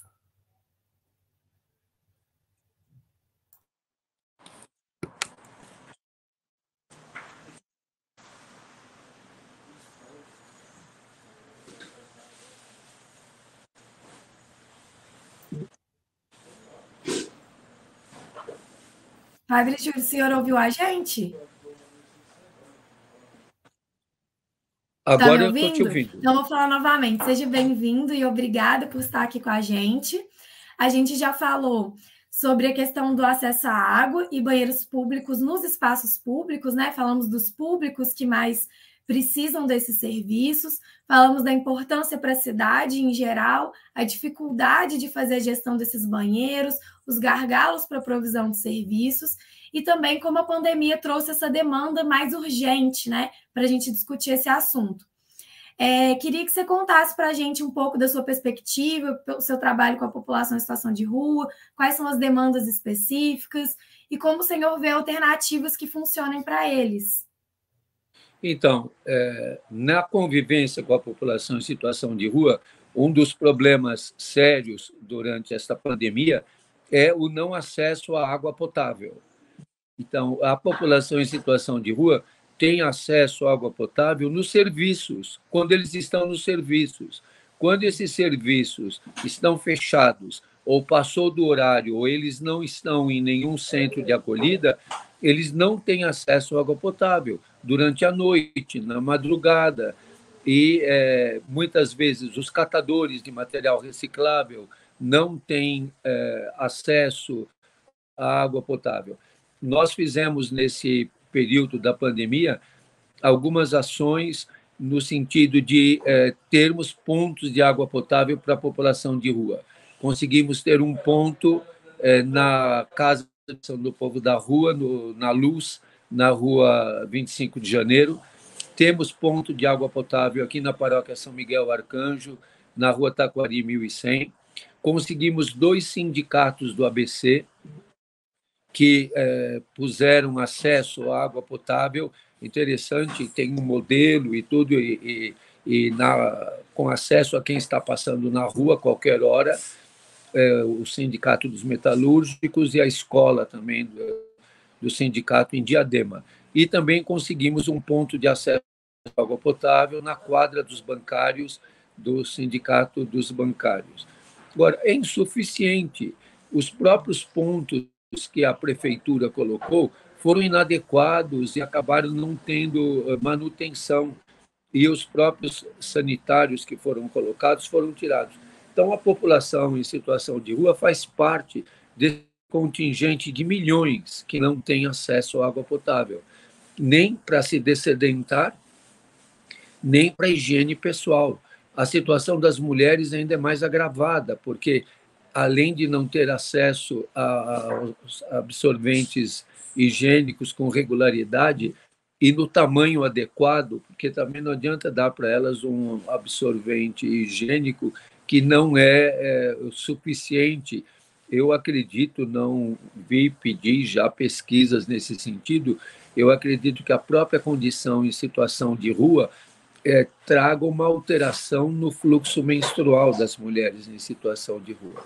Pelo que eu ouço dos relatos delas, é um fluxo muito abundante e que os absorventes que são dados sem água acabam não sendo suficientes. Então, se a pessoa não tem nem o absorvente adequado e nem água, como é que ela lida com essa situação?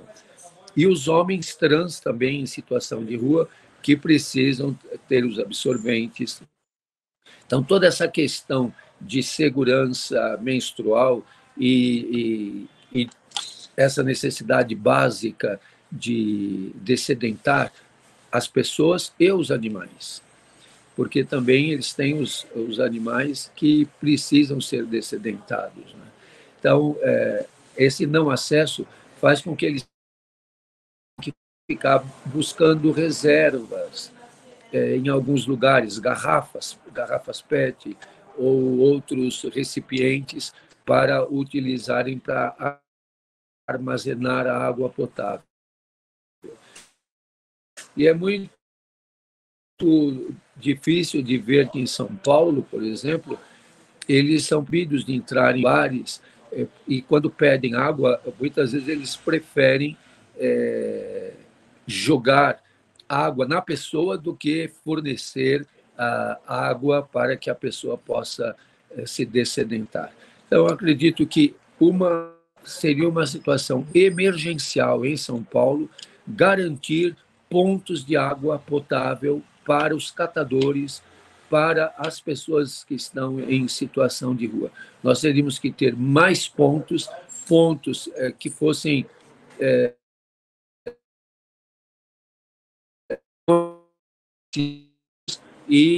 protegidos e com uma manutenção.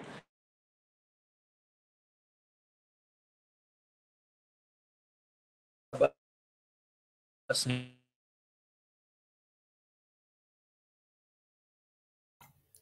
Pessoal, travou para vocês também? do privado. Padre Deu Júlio, para mim deu travou. uma travada aqui para a gente. A gente não conseguiu ouvir o que você estava dizendo nessa última fala aí.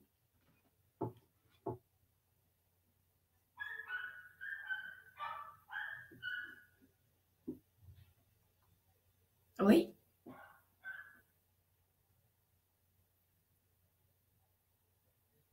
A gente não está te ouvindo.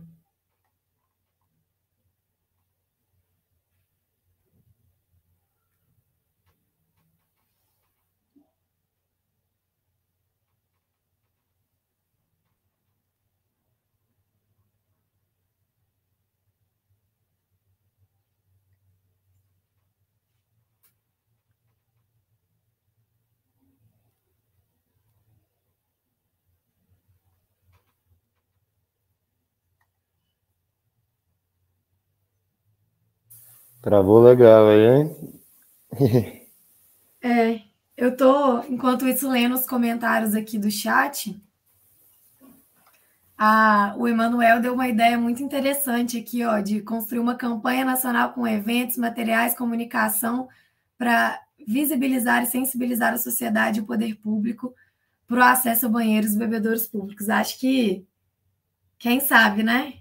Vamos ver se vira um encaminhamento aí do nosso GT dentro da Rede Saneamento em Solução, a gente fazer uma campanha, um evento, né, específico sobre o tema.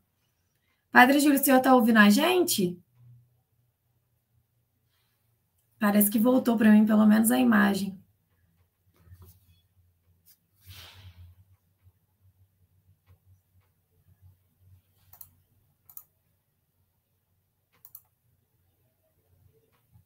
Acho que travou para todo mundo. Deve ter caído, daqui a pouco ele deve voltar, mas acho que essa questão que ele falou da higiene menstrual, né, é muito importante. Acho que principalmente para as mulheres em situação de rua, mas para nós mulheres que estamos andando na rua, né, e fazendo uso do banheiro.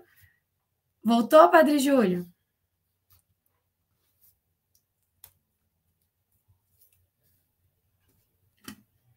Acho que deve estar com problema de conexão. A vida online sempre traz esses problemas técnicos. Bom, considerando essas questões da população em situação de rua, essas demandas específicas que ele comentou, do acesso à água também, acho que isso foi muito discutido aí durante a pandemia, né? Como a Laura, a Júlia e o Felipe falaram, foi uma demanda muito que se tornou mais emergente, mas como muitos disseram aqui no chat, né? A gente às vezes leva a vida acadêmica, faz engenharia sanitária, né? No meu caso, por exemplo, e eu só fui descobrir e falar sobre banheiros públicos quando eu entrei no mestrado, e esse tema surgiu para mim, né? Como sugestão do professor Carlos, lá da UFMG. Ele falou: Nossa, Fernanda, eu estava viajando, percebi que, nossa, não tinha um banheiro público para usar. Será que tem alguma discussão sobre esse tema, né? E aí que eu comecei a conversar com Laura também, né? Que é lá da UFMG. Padre Júlio, está ouvindo a gente?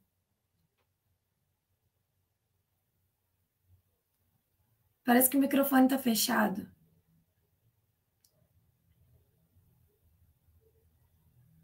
Não está ouvindo a gente? Estou com a sensação que a imagem está boa, mas o microfone está fechado.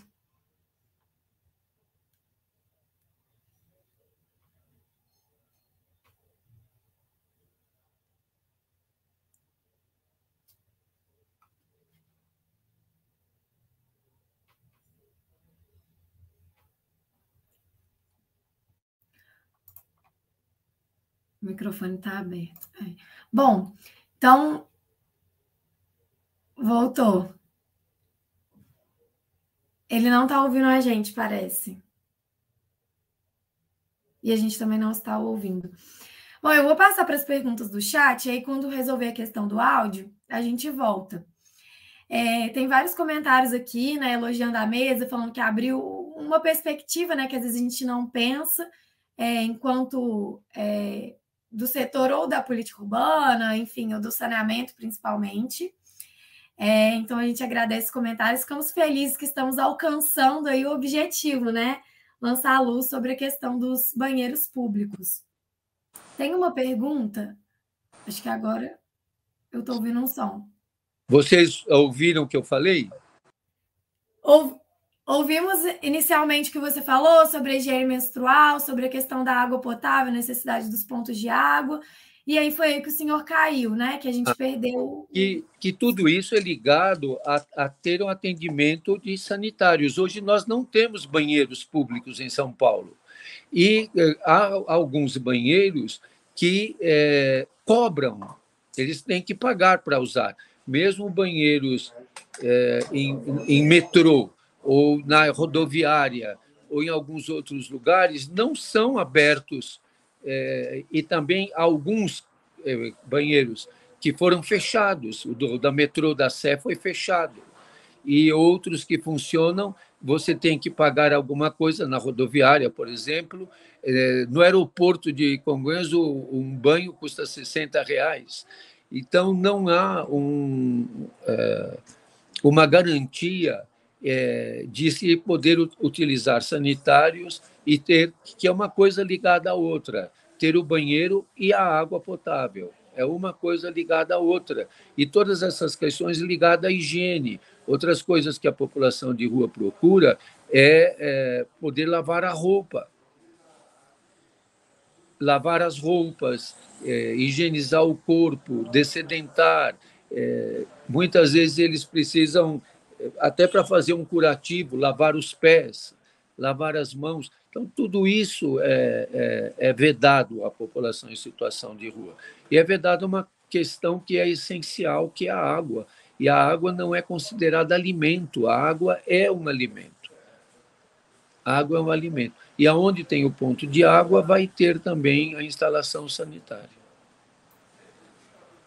Obrigada por trazer a sua perspectiva. A gente estava discutindo exatamente antes do senhor entrar quais seriam as melhores alternativas, né, para a gente solucionar o problema, a interação entre os setores da sociedade civil, poder público, academia, né, as universidades. E aí perguntando para vocês como vocês veem, né, essas soluções, como chegar a uma solução que atenda a demanda de todos os públicos, tanto a população em situação de rua, os trabalhadores ambulantes, né, os camelôs, os idosos, entre outros públicos aqui que Laura já levantou também, os imigrantes, né, que tem essa demanda, às vezes específica, que a gente não está pensando nela. Então, como vocês veem essa solução? Se já tem uma boa prática, né? Acho que a Laura pode trazer um pouco das boas práticas também.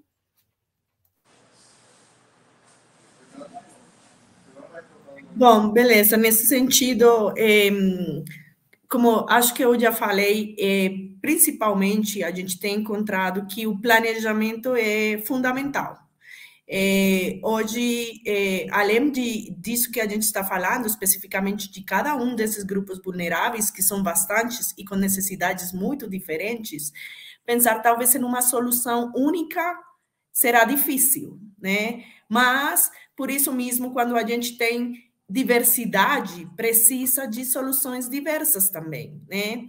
Então, a gente falava que justamente esse planejamento tem que involucrar, tem que envolver a população, os usuários, né? Eles têm que trabalhar com os responsáveis para definir quais seriam as melhores soluções. Um pouco falando também com que a gente está falando dessa participação de outros setores, da academia, enfim, é muito importante considerar o contexto. Eu não posso trazer uma solução que funcione em uma cidade X, num contexto que talvez não ser o adequado, né? Aí estou falando de contextos das cidades mesmas, né? E contextos também, necessidades próprias da população. Então, uma solução que talvez seja boa para os turistas não vai ser boa para os moradores de rua. Então, justamente é isso, né? Eu posso ter boas práticas, mas tenho que ter esse senso de conseguir identificar que é bom e que vai ser usado, né?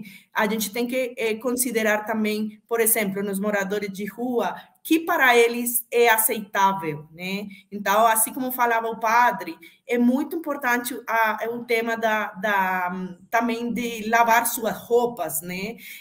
No caso, por exemplo, de Barranquilla, aqui na Colômbia, tem um centro específico que, no momento que entra os moradores de rua, está aberto todos os dias para eles, eles entram e recebem um kit de higiene para eles, pessoal, mas além disso, um kit para lavar suas roupas e tem um espaço para eles lavarem suas roupas, né?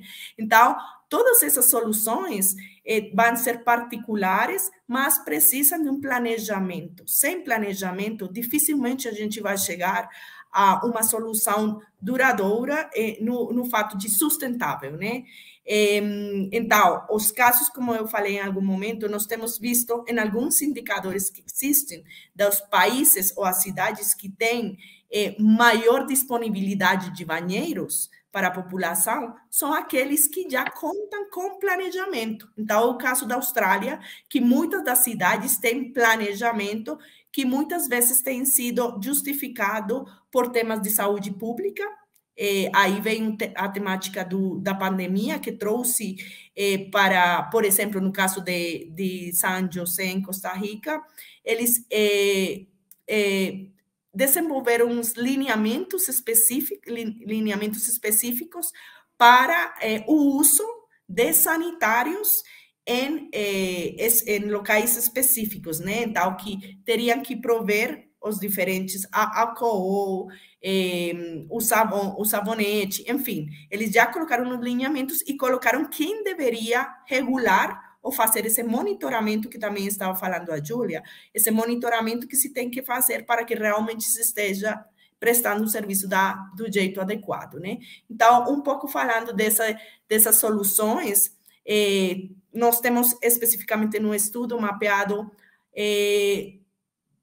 próximo de umas 30 boas práticas, não sempre uma boa prática geral, especificamente no contexto pode ser utilizada em outro lugar, né? Então, por isso a gente tem que olhar precisamente isso, mas basicamente nós temos, chamamos ele como um catálogo de boas práticas que tem diferentes critérios, né? Tem boa prática, por exemplo, de manutenção, tem boa prática, por exemplo, de campanhas de mudança de comportamento, que é muito importante nesse caso. Não temos falado aqui, mas é muito importante que o próprio usuário se aproprie da infraestrutura e saiba que isso é para seu benefício. Portanto, tem que saber usar e deixar em um estado bom para o uso do seguinte usuário, né? Então, tem tudo isso que a gente tem mapeado, tem campanhas, tem diferentes tipos de soluções, mas muito isoladas, né? Que no final a gente tem que garantir um planejamento e uma sustentabilidade da prestação do serviço. Beleza, Laura, muito obrigada.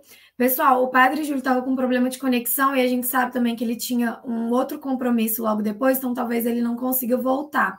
Então, vou passar para o Felipe e para a Júlia, se eles quiserem fazer algum comentário, e a gente começa as perguntas do chat, tá bem?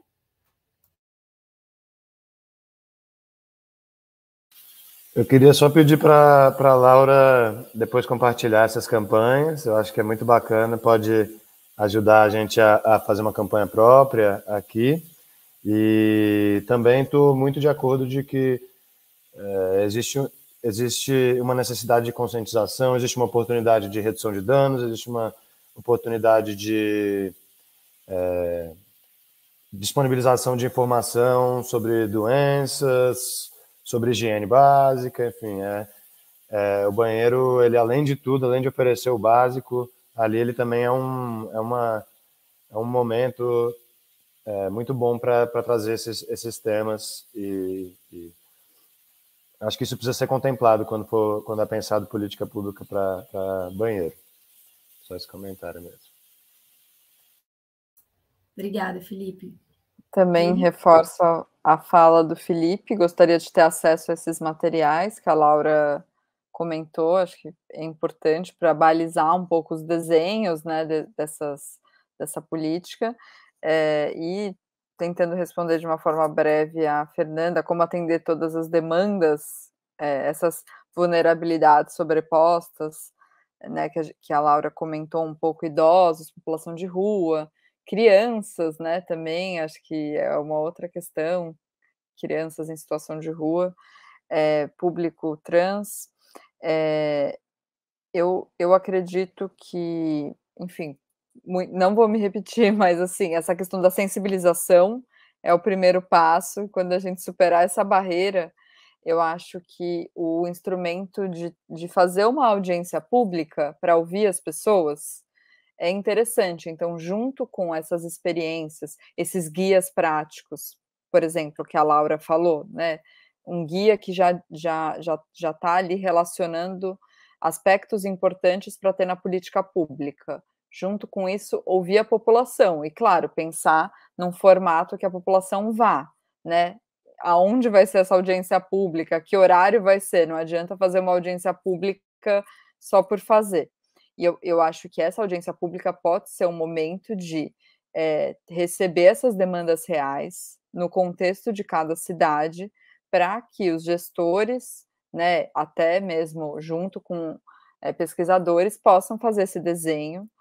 E o que eu penso se for eu acho que se for um serviço de qualidade e de excelência, assim, a gente não precisa ficar dividindo. Então, eu não acho que seria um bom caminho, por exemplo, fazer um banheiro só para a população em situação de rua, fazer um banheiro só para usos específicos, porque a gente estaria segregando. Acho que não há uma regra, acho que depende do caso. Acho que tem que pensar caso a caso, às vezes algum banheiro específico seja necessário. Por exemplo, mãe com filhos, pensando em algum público específico. Mas eu tenderia a pensar em uma solução, né, de muita qualidade que possa responder às demandas da população e, claro, em localizações estratégicas. E aí, acho que só uma coisa importante do Felipe, e que é muito difícil trazer isso para a política pública, é a questão do vínculo, né, porque eles estão ali numa escala que eles conhecem pelo nome, pelo que o Felipe falou. Isso é muito, muito importante, porque as pessoas se sentem donas e, né, elas se apropriam, foi a fala da Laura, daquele espaço. E como a gente faz isso, pensando aqui o desafio, São Paulo, no caso, que é com 200 banheiros. Então, acho que tem essa questão de você, em cada banheiro, por exemplo, colocar pessoas e trabalhadores, né, no edital de licitação, a gente pode prever isso, que a empresa contrate pessoas do entorno, que a empresa contrate pessoas... A gente consegue desenhar isso nos editais, é possível, para a gente tentar garantir algum vínculo, porque a gente sabe que um grande desafio é que esses serviços que são parcerizados ou terceirizados têm muita rotatividade, né, dos funcionários. Então isso é algo frágil e acho que é isso, acho que podemos ouvir aí o chat. Beleza. Tem a primeira pergunta. Obrigada, viu, Júlia? Tem uma primeira pergunta aqui do Luiz Roberto. Ele pergunta: os banheiros e bebedouros públicos têm sido contemplados quanto à elaboração dos planos municipais de saneamento básico e os direitos humanos à água e esgotamento sanitário, e essas ações do plano têm sido implementadas? Aí eu não sei qual de vocês quer responder, mas eu posso responder também se alguém não conseguir, se não tiver a resposta. Assim, um pouco do que a gente já tem falado, e é que, a nível geral, o planejamento urbano considera a prestação do serviço, né? Mas não é específico, por exemplo, nos critérios do direito humano, água e saneamento. Então, um pouco isso é o chamado que temos nesse momento e tem sido um pouco o que tem motivado esses estudos aqui, tem sido justamente a realização do direito humano à água e saneamento, que não está sendo contemplado nessas políticas, mas que temos outras metas que temos que cumprir, que são os objetivos de desenvolvimento sustentável, né? Então, se a gente conseguisse justificar com essas duas linhas, porque temos uma agenda a cumprir, né, em tema de cidades e em tema de prestação do serviço de água potável e saneamento, que são parte dos objetivos que a gente tem que cumprir na Agenda 2030, realmente isso deveria ser contemplado como justificativa para a implementação, que é justamente o que está perguntando a pessoa, né? Como tem sido considerado até o que eu tenho visto, pouco menciona isso, né? Só aquelas normas que têm saído muito recentemente que se justificam justamente nisso, né? Esse é o jeito de priorizar justamente isso que a gente está fazendo. Eu acho que na política, nos planos municipais, né, que são desdobramentos aí da política da Lei de Diretrizes do Saneamento no Brasil, a gente não tem, porque a própria universalização na lei, né, tanto na 11445, com a nova atualização com a 14.026, a universalização está no aspecto domiciliar. Então, quando o município está fazendo o planejamento, ele não traz essa perspectiva do espaço público, né? Então, não tenho visto isso dentro dos planos municipais, talvez tenha algum muito específico que a gente não tiver acesso ainda que possa ter, mas não é a discussão do saneamento no município, né? E nem, principalmente, quando é concedido a Copasa ou a Cesama, enfim, outras Sabesp, outras empresas, sejam públicas ou privadas, não tem isso nos contratos, né, os banheiros e bebedouros públicos. Então, acho que temos alguns caminhos a percorrer aí nesse advocacy aí com o poder público, né, de falar, olha, também faz parte do saneamento, quem sabe com a agência reguladora, né, a ANA, e entre outras possibilidades de conversa aí para a gente trazer mais essa perspectiva. E por isso que eu acho que a ideia que, deixa eu ver quem deu no chat, o Emanuel, né, como eu falei, falou de criar uma campanha de conscientização a nível nacional, trazer as universidades, o poder público, para trazer essa sensibilização, acho que é muito importante. Alguém quer fazer mais alguma consideração sobre essa pergunta? Porque tem outra da Vilma aqui. Não? A Vilma perguntou se há também a preocupação com a lavagem de roupa, entre outras questões, quando a gente fala de banheiro público. Eu posso falar brevemente sobre isso. É uma necessidade da população de rua, o acesso à lavanderia. Hoje, aqui em Brasília, tem um centro para essa população, que é o Centro Pop, que disponibiliza tanques e máquinas de lavar e tudo mais. Mas na região central, ali próximo ao banheiro, poderia muito bem ter uma estrutura específica para lavagem de roupas. A gente ainda tem, né, uma máquina de lavar, não é nem uma máquina de lavar, um tanque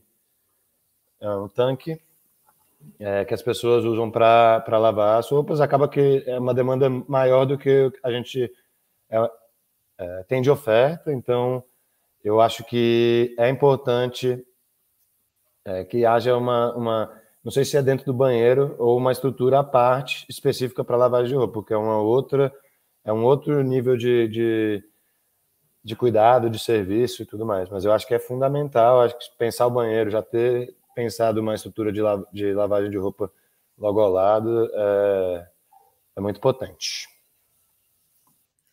Beleza. A Laura ou Júlia querem comentar? Tem mais uma pergunta aqui também. Posso comentar rapidamente? Claro, Júlia, claro. Fica à vontade.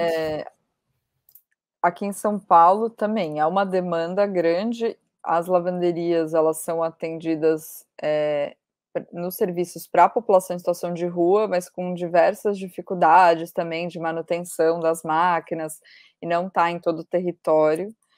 Então, até retomando a proposta do Comitê Pop Rua, que é o Conselho da População em Situação de Rua, que, nesse sentido, foi feita a proposta de ter os banheiros padrão, que são esses que podem estar espalhados por todo o território, que é mais o sanitário e a pia, mas não deixar de considerar esses banheiros completos, que aí sim podem ter a lavanderia como um anexo, né? Ou só a lavanderia em si, acho que é super importante. É isso.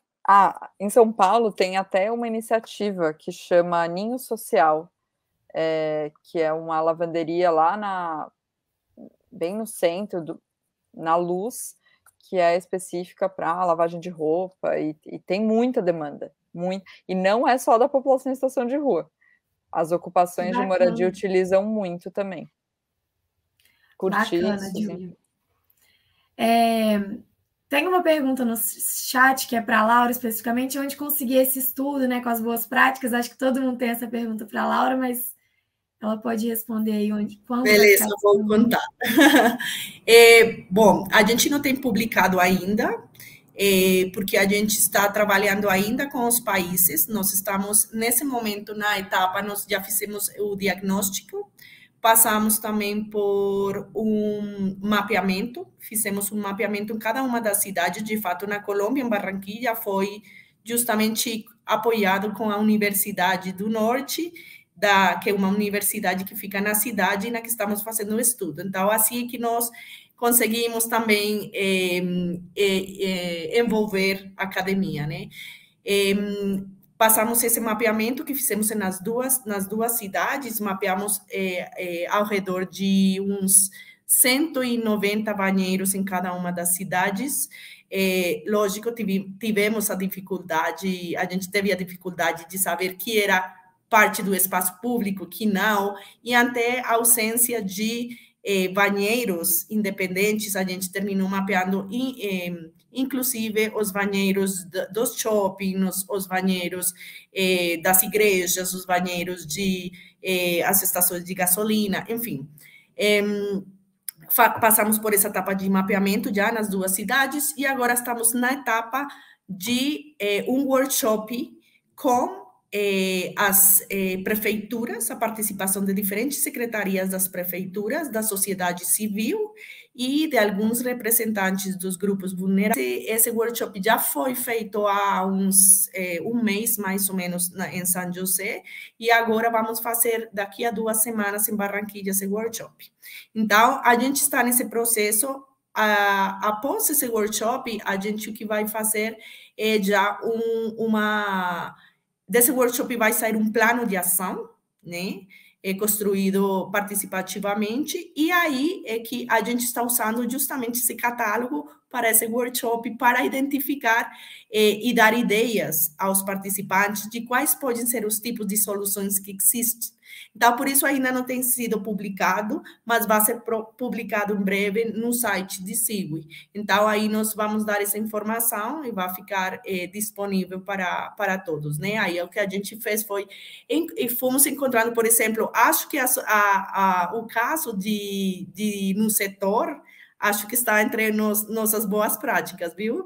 Então, e aí eu vou querer saber um pouquinho da licitação de São Paulo para ver se podemos também considerar alguma dessas coisas. Então, é um material que está em construção, assim que nós pudermos disponibilizá-lo, vamos fazer isso e vamos informar aqui ao Instituto para que eles também ajudem a divulgar essa informação, tá?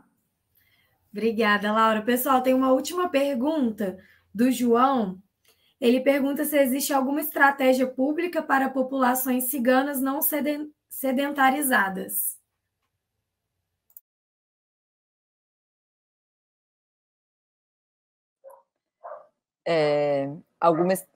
Não sei se é específica de banheiro, será? Talvez. Acredito que sim. Tá. A gente não tem em São Paulo nenhuma estratégia específica para ciganos relativa a banheiro, mas a gente tem na Secretaria de Direitos Humanos e Cidadania, que é a secretaria que eu trabalhava antes dessa que eu estou agora, uma coordenação de políticas para a população imigrante.